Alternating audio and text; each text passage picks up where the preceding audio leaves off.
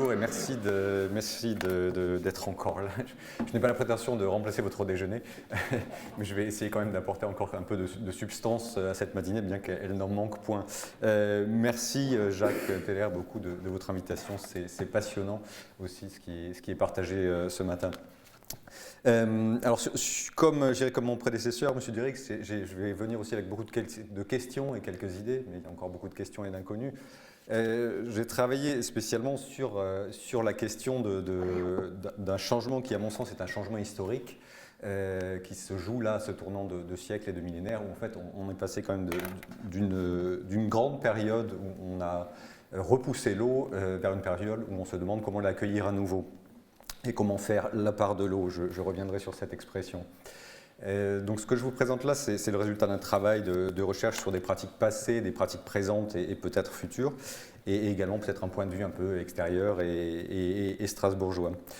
Alors où sommes-nous aujourd'hui? Je dirais on est à la fin d'une grande guerre contre l'eau, grande guerre qui a été, on peut dire, déclarée en gros au courant du 18e, 19e siècle, où on a en Europe de l'Ouest en tout cas contraint, réduit, canalisé, rendu navigable et rendu exploitable pratiquement la quasi-totalité de nos grands fleuves et de nos grandes rivières. Si c'est traduit à la fois par un massacre écologique et par un miracle économique, si je puis dire. Donc nous sommes à la fois les héritiers de cette prospérité-là et puis aussi les héritiers de cette situation avec toutes les tensions qu'elle génère. Alors pourquoi est-ce qu'on peut appeler ça une grande guerre? Si on voit une image du Rhin, je dirais les images parlent d'elles-mêmes. Le langage lui-même, si on parle de correction de rivières, si on les corrige, c'est bien qu'elles étaient mal conçues ou qu'elles étaient mal faites. Donc notre devoir finalement d'humain était justement de rectifier cette nature qu'on nous avait livrée avec beaucoup de défauts de conception. On retrouve le vocabulaire également dans l'assainissement. On assainit ce qui n'est pas sain, on assainit ce qui est malsain. En Suisse, à une époque, on accusait les zones humides d'être à l'origine du crétinisme. Donc on y voyait finalement tous les maux de la terre. Et puis on retrouve également le vocabulaire du domptage. Le fleuve est un fauve, la mer du Nord est un fauve, dit-on en Hollande déjà au XVe siècle. Le Rhin est un fauve qu'il fait dompter et l'ingénieur Tula arrive et dompte ce fauve. On va retrouver également dans le vocabulaire quelques notions un peu plus misogynes avec la rivière infidèle qui change de lit à chaque saison qu'il faut remettre dans son lit et faire en sorte qu'elle y reste. Et là, en l'occurrence, je parlais de l'Isère. C'est sur l'Isère que vous connaissez peut-être, qui est cette rivière qui coule à Grenoble, donc dans les Alpes françaises. Vous avez une image en haut là, de l'Isère au début à la fin du XVIIIe siècle, début du XIXe siècle. On voit un fleuve assez typique d'une grande plaine de faible pente, qui reçoit en même temps un large bassin versant avec deux massifs alpins et préalpins à droite et à gauche de l'image. Vous voyez la même vallée 2 siècles plus tard, et elle raconte de manière assez éloquente ce qui s'est passé dans la plupart des vallées européennes, c'est-à-dire à la fois une réduction drastique de l'espace de fluctuation de la rivière, mais également une mise en culture systématique de ces espaces-là, et puis dans la deuxième moitié du XXe siècle, une urbanisation radicale du lit majeur de la rivière. Alors, on pourrait résumer tout ça sous le terme de colonisation, c'est-à-dire qu'à l'époque où l'Europe colonise une bonne partie de la planète, elle colonise aussi son propre territoire. En l'occurrence, elle colonise son territoire humide. C'est d'ailleurs un terme qui va être utilisé aussi au XIXe siècle, une colonisation intérieure, une Peuplierungspolitik, une politique de peuplement. On va être dans des logiques comme ça macroéconomiques qui en fait vont étendre notre espace vital sur l'espace de l'eau. Alors, il y a quelques voix dissonantes dans cette histoire-là, peu entendues, mais elles ont été là. Il y a quelques projets dissonants aussi. Projet par exemple en haut pour Grenoble, pour l'Isère, de se dire plutôt que de rehausser encore les digues ou de rehausser encore les murs, pourquoi ne pas projeter un deuxième lit pour la rivière, projet qui va rester lettre morte. Puisque toute la plaine au sud va être ici donc totalement urbanisée dans le courant du siècle. Au sud, projet aux Pays-Bas, où là aussi il y a des voix qui s'élèvent en disant déjà dès le XVIe siècle, avec le traité de Dickagie qu'écrit Andries Virling, qui est assez fascinant, où il dit, je cite, qu'il nous met en garde contre une surenchère de digues qui, plus elles sont hautes et plus grandes seront les catastrophes, écrit Andries Virling déjà. Mais il y a déjà donc des gens aux Pays-Bas aussi qui disent qu'il faut là aussi arrêter de réduire, de resserrer et de remonter les digues, et il faut prévoir des déversoirs, ou ce que les Néerlandais appellent des overlaat, donc des espaces qui permettent à la rivière justement de sortir de son lit lorsqu'elle en a besoin, et accessoirement de retrouver souvent ses lits antérieurs. Alors le tournant, en fait, il se fait dans les années 90, après ces 2 siècles d'assèchement, et ce que j'ai appelé un tournant spatialiste, c'est-à-dire on passe d'une approche techniciste finalement, où on croit que la technique donc de correction en correction, et puis de correction de correction de correction, va nous apporter des réponses définitives qu'elle n'a finalement pas apportées. On va arriver en fait à cette conclusion que c'est par l'espace et par l'aménagement du territoire qu'on va mieux répondre aux défis du XXIe siècle.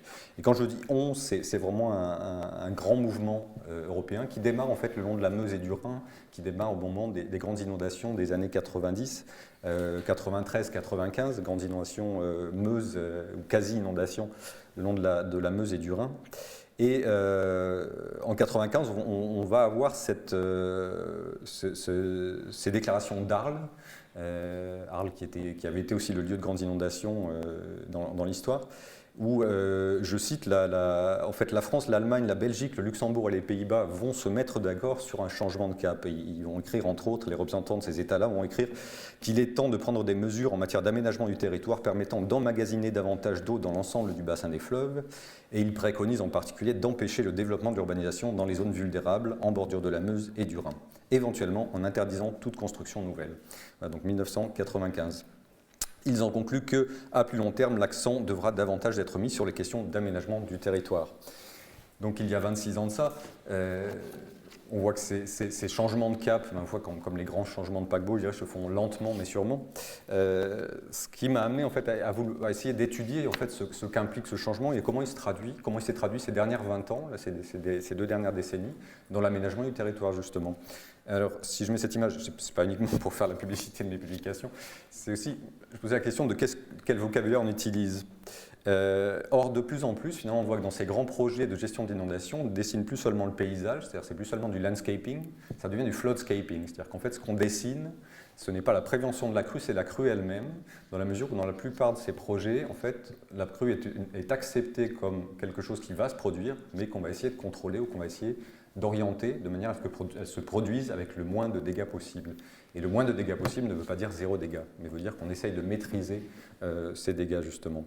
En version française, floadscape n'étant difficilement traduisible, la part de l'eau, c'est un mot de Napoléon III, en l'occurrence, qui a dit au XIXe siècle, au moment des grandes inondations sur le Rhône et la Loire, a dit qu'il faut faire la part de l'eau comme on fait la part du feu, c'est-à-dire accepter justement qu'il y a une partie du dégât et essayer de contrôler ces dégâts. Alors, je reviens sur la vallée de l'Isère, où le projet Isère-Amont s'est développé en gros à partir du début des années 2000, et un projet qui est destiné à la protection donc, de l'agglomération grenobloise, qui dans sa totalité comprend à peu près un demi-million d'habitants, à peu près 250 000 dans la partie centrale, où on est donc dans une situation où on cumule un peu les ennuis, si je puis dire, puisqu'on est à la fois donc dans une vallée relativement horizontale où l'eau va avoir tendance à s'accumuler, mais en même temps à descendre assez vite de bassins montagneux très proches, donc avec un délai d'annonce et de réponse possible extrêmement réduit. On est donc dans une vallée très urbanisée, et en particulier urbanisée à l'endroit de la confluence entre 2 rivières, le Drac et l'Isère.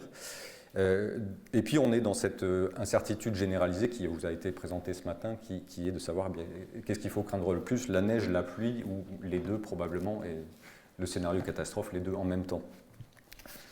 Alors ce qu'on voit ici en gris, qui devrait être bleu, mais qui est gris. Donc, ce qu'on voit là, en fait, c'est ce qui a été développé depuis les années 2000. Ce sont 16 champs d'inondation contrôlés, qu'ils ont abrégé en CIC.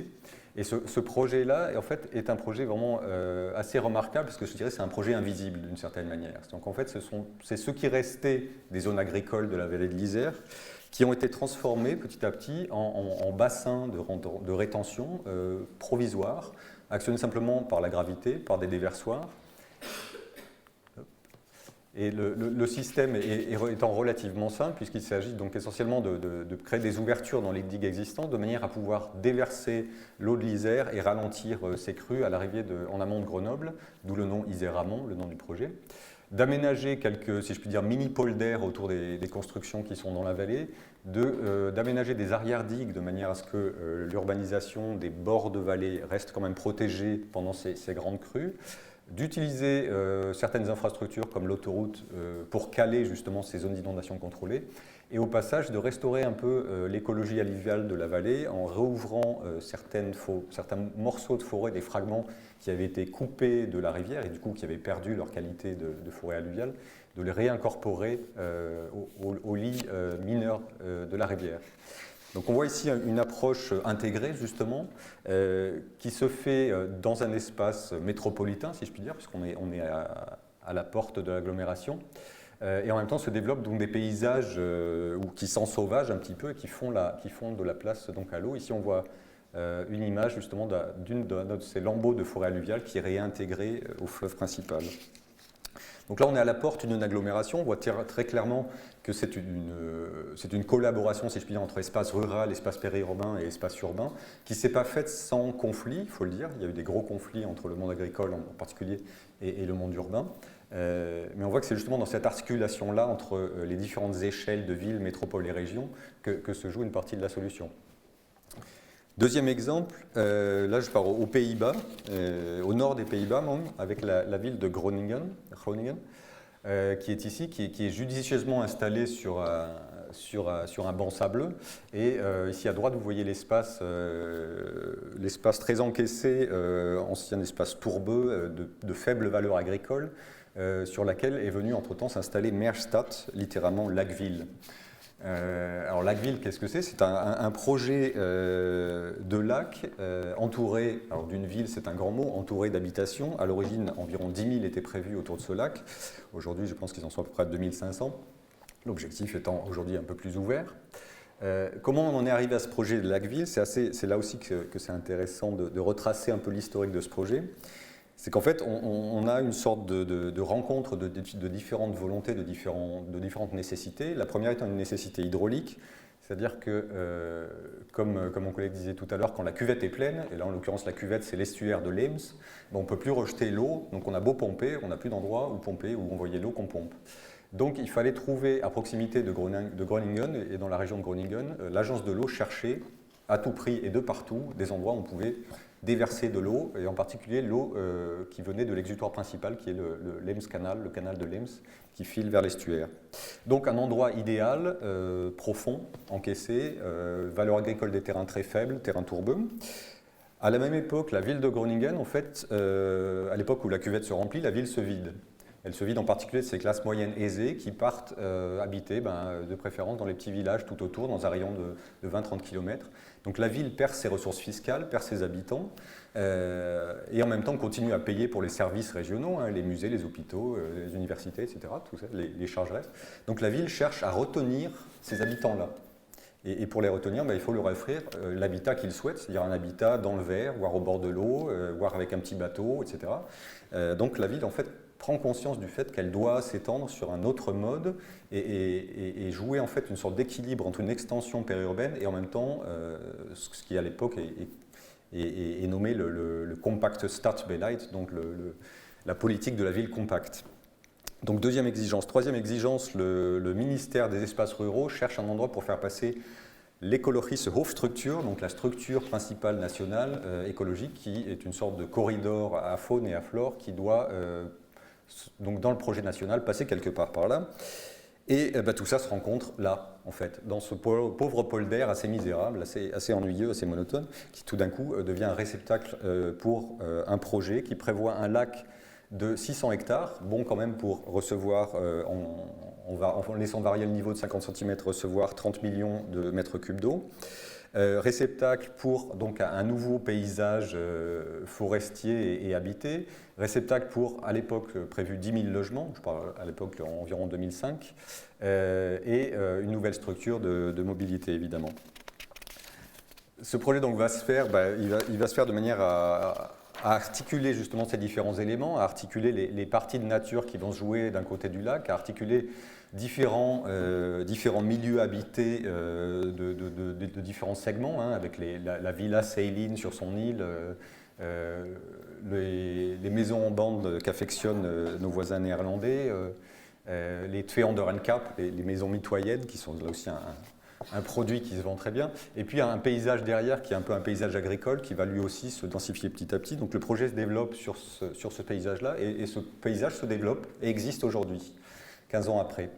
Alors ce qui est intéressant, c'est qu'on peut dire que c'est justement des exemples réussis de rencontres, de confluence entre exigences urbaines, exigences hydrologiques et écologiques. Ce qu'on lui reproche, globalement, un des reproches, c'est de dire finalement c'est un projet d'agent immobilier, c'est-à-dire que ce n'est pas vraiment un projet de paysagiste, ce n'est pas vraiment un projet d'hydraulicien. Et effectivement, c'est un projet d'agent immobilier au sens où on y retrouve tous les produits immobiliers, les architectes me pardonneront l'expression, que les Hollandais affectionnent, hein, la bouderette, la petite fermette, le Twee Anderen Cap, la maison mitoyenne, etc. On a l'architecture rétro aussi très en vogue. Mais c'est peut-être, je dirais justement, le point le plus fort de ce projet finalement, c'est qu'il satisfait aussi l'agent immobilier, et il satisfait aussi un marché immobilier qui est toujours dynamique en Europe de l'Ouest, et c'est peut-être quand même une bonne chose. Alors là, je vais sauter un peu d'échelle, hein, j'essaie de ne pas être trop long, même si il y aurait beaucoup à dire sur ces différents exemples. Qu'est-ce qui se passe quand on passe à l'échelle territoriale, donc à l'échelle de centaines de kilomètres de cours d'eau? J'ai étudié en particulier 2 projets qui sont d'échelle à peu près pas proches, que sont le projet Rhône 3 en Suisse et le projet Ruimte voor de Rivier aux Pays-Bas, donc de l'espace pour la rivière, littéralement.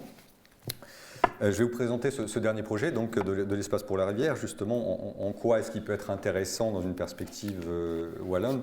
Je dirais d'abord, qu'en fait, il suit une histoire un peu parallèle, c'est que ce sont toujours ces grandes crues de 93-95 qui ont donné l'élan à ce projet. C'est à ce moment-là, en fait, que le gouvernement néerlandais, qui était très focalisé sur les côtes de la mer du Nord, se retourne et se dit « Ah, on a aussi un problème sur les rivières ».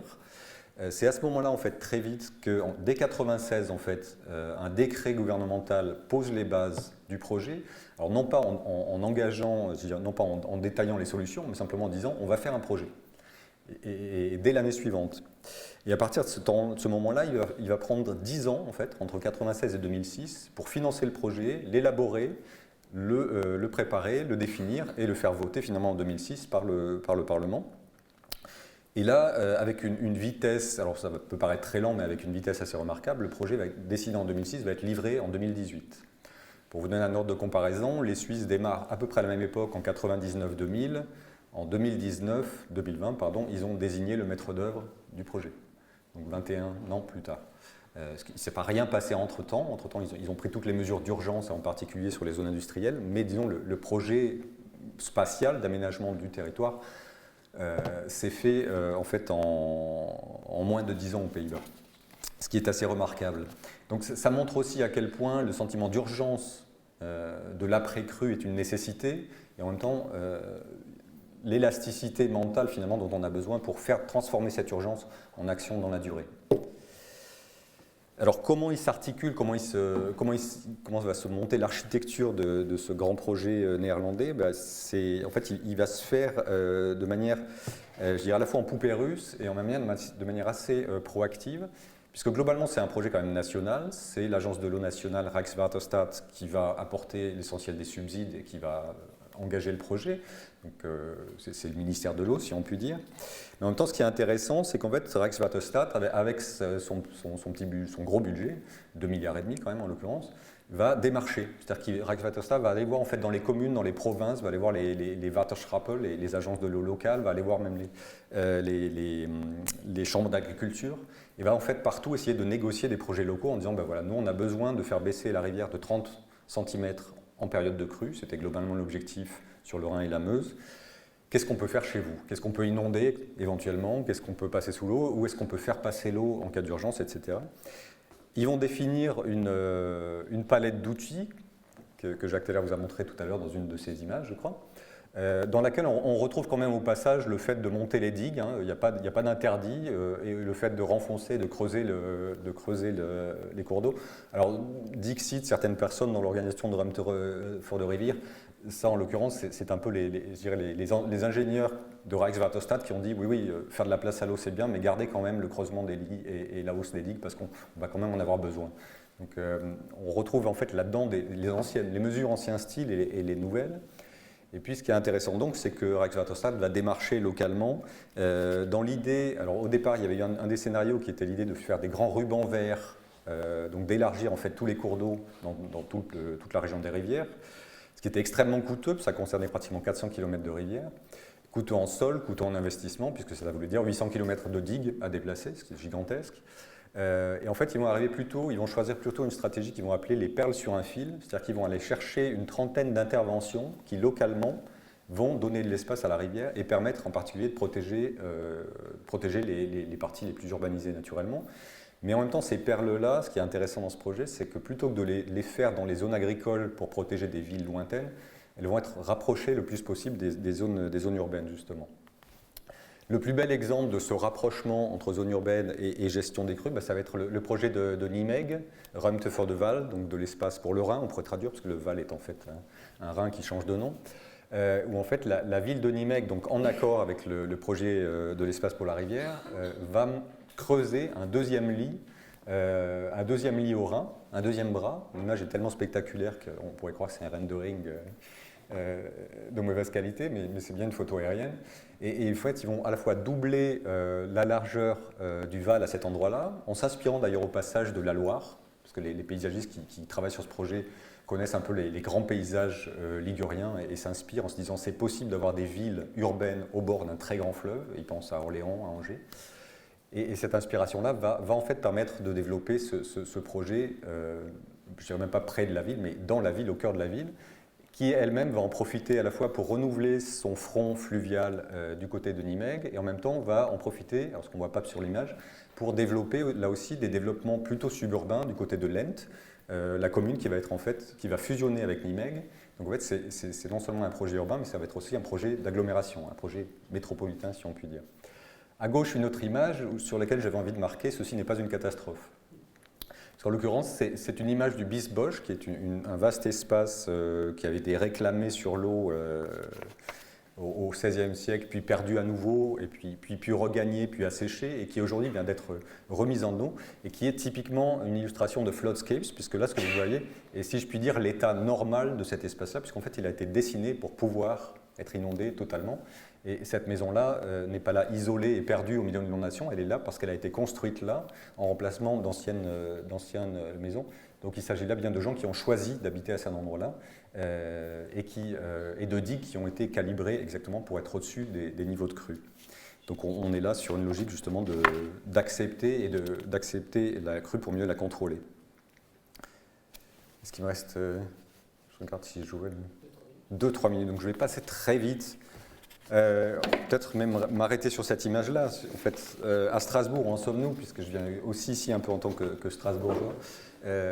Ici, vous avez une image du port du Rhin, des ports du Rhin, en l'occurrence avec Kehl à gauche, Strasbourg à droite. Et cette image, en fait, pour moi, elle fait écho à beaucoup de choses qui se sont dites ce matin, parce qu'elle raconte en fait beaucoup de choses. Elle raconte d'abord le développement d'un grand port industriel et logistique sur le Rhin, avec les problèmes que ça pose de crues et d'étiage, avec aussi un rôle à jouer dans les crues et les étiages, dans le sens où le port du Rhin, en l'occurrence, c'est la digue qui protège Strasbourg, donc c'est aussi la solution aux problèmes de crues. Problèmes d'étiage qui ont été extrêmement marquants en 2018 et qui ont mis à plat le trafic sur le Rhin pendant quelques temps également, avec un moment d'angoisse qui est quand même qu'on a eu comme ça un moment où, avec les gilets jaunes et l'étiage, il y a eu une rencontre assez malheureuse de deux événements. Il aurait pu manquer qu'une grève SNCF et en gros l'Alsace était à court de carburant. Mais en même temps, là aussi, donc, on retrouve tous ces enjeux. On retrouve l'enjeu énergétique, donc port au pétrole aujourd'hui, mais port demain à quoi? Port au biofuel, port à l'hydrogène, on ne sait pas, la question se pose. Ici, barrage hydroélectrique avec les problèmes qu'évoquait M. Dirix. Combien d'eau pour le barrage, combien d'eau pour les saumons? Combien d'eau pour les grandes zones alluviales qui sont ici au bord du Rhin, c'est-à-dire ce qu'il reste des grandes zones alluviales? Comment reconnecter ces grandes zones alluviales à travers un port industriel? Comment est-ce qu'un port industriel peut devenir un espace de nature? Et puis ici, ce que vous voyez aussi, c'est la proximité, en gros 1 kilomètre et demi entre la tour de la cathédrale de Strasbourg et la malterie du port. Donc ça peut sentir le malt dans le centre-ville de Strasbourg, ce qui est une odeur pas désagréable dans nos pays de bière.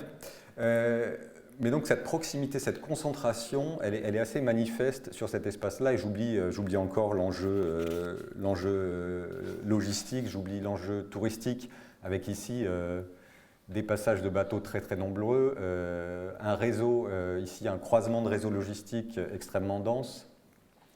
Donc une proximité, je vous le disais, entre cathédrale et containers, et habitants et port industriel.